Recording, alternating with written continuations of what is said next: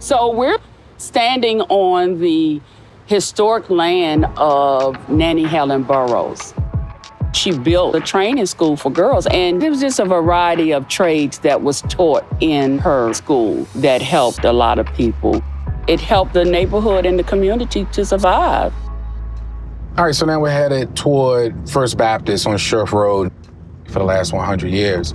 Many of our community's original residents were small business owners, contractors, skilled labormen, masons, that sort of thing. So we had a very independent community from an economic development perspective.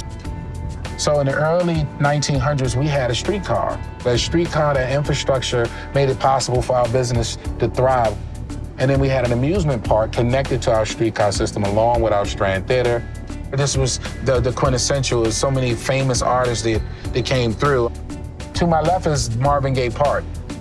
This is the location famously where Marvin Gaye would perform when he visited his aunt in our neighborhood every summer. All the land that you see from this corner up and over was owned by probably about 30 or 40 families that were members of the Deanwood churches. And specifically in this case, this would be First Baptist Church. The original structure and the land that it's on was donated by families to the church. And from that, First Baptist was able to build this school. Sheriff Road is actually known as Church Row. Every other block, there is a church. And this is the chapel that was designed by George Ferguson, who was an African-American architect. It is in such disarray, it just brings tears to my eyes to see the condition.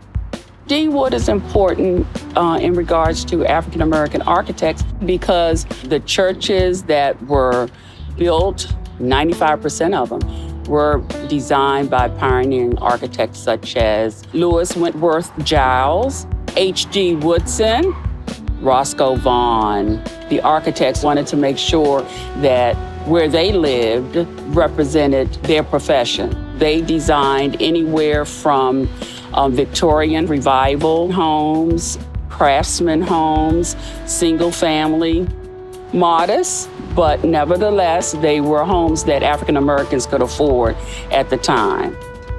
To my right, you see these homes. Many of these homes were built by the architects and construction, all Black contractors, all minority contractors working with minorities.